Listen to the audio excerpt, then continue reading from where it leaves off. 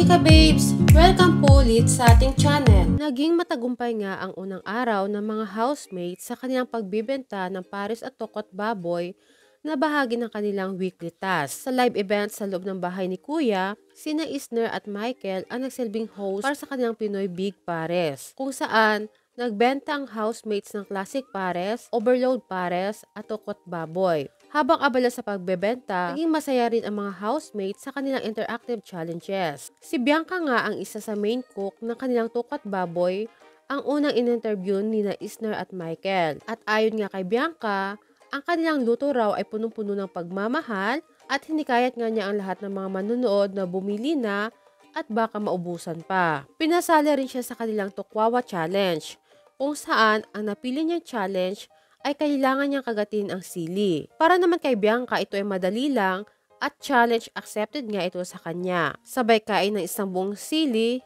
na chinerapan naman ni Michael. Agad naman siyang pinainom ng juice ni Michael dahil sobrang anghang daw pala nito. Nagbigay naman ng intermission numbers na Kira, AZ at AC upang magbigay ng aliw sa lahat sa pamamagitan ng kanilang pagkanta na may kasamang sayaw. Ang next naman na tinawag nila Isner at Michael ay si Mika, kung saan nagkaroon din siya ng dalawang challenge. Una nga dito ay pinakain din siya ng sili nang walang makikita anumang reaksyon sa kanyang mukha. Nakulangan pa nga siya dito at bumunot ulit para sa pangalawa niyang challenge. At ang pangalawa nga niyang challenge ay dapat siya kumain ng overload pares na may kakaibang sangkap katulad ng chocolate, patis, vinegar, ketchup na may banana on top pa. Halos masuka-suka nga dito si Mika pero napagtagumpayan niya naman ang challenge na ito sa kanya. Sumunod naman na kumagat sa Tokwawa Challenge na pinapangunahan ni na Isner at Michael ay si Josh, kung saan ang kanyang challenge ay kinakailangan niyang kumain ng pares na hindi ginagamit ang kanyang mga kamay. Bumunot rin siya kung sino ang maaaring tumulong sa kanya at ang nabunot nga niya ay si Clarice na agad naman siyang tinulungan. Pagdating kay Brent, ang kanyang challenge na natanggap ay dapat niyang kainin ang tokwa na inilagay sa kanyang noo.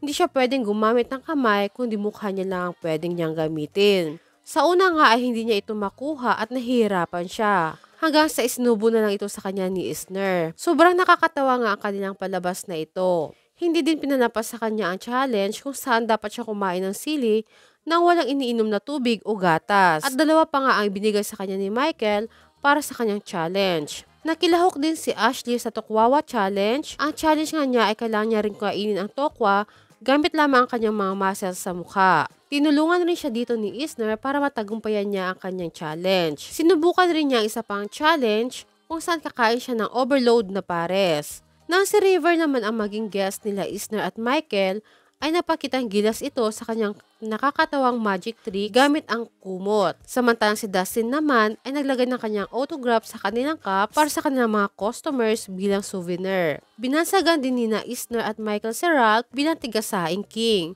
dahil sa kanyang walang sawang pagluluto ng kanin para sa pares. Tinawag din nila si Charlie para ma-interview pero dahil nga sa busy ito sa kanyang ginagawa para sa kanilang big pares, ay hindi nila ito nakapanayam. Samantala, ngayon pa lang ang unang araw ng kanilang Pinoy Big Pares pero sold out na kaagad ang kanilang parisan at kundi na lang ang natitira sa kanilang toko at baboy. Umabot naman sa 264 orders ang kanilang naibenta. Nakakuha din sila ng magagandang feedback mula sa kanilang mga customers. Kaya naman, nag-uumapaw ang tuwa ng mga housemates at panay ang pasasalamat nila sa lahat ng sumusuporta at bumibili sa kanilang pares. Ayon pa kay Isner, ay makakatulog na siya na mahimbing ngayong gabi dahil higit pa sa kanilang desired goals ang kanilang nakuha. At ayon naman kay Kira, na siguradong mapagtatagumpayan nila ang kanilang weekly task na ito at sa susunod na linggo ay magkakaroon na sila ng weekly budget. Kaya naman tuwang-tuwa ang mga housemates. Abangan ang susunod na kaganapan sa Pinoy Big Pares.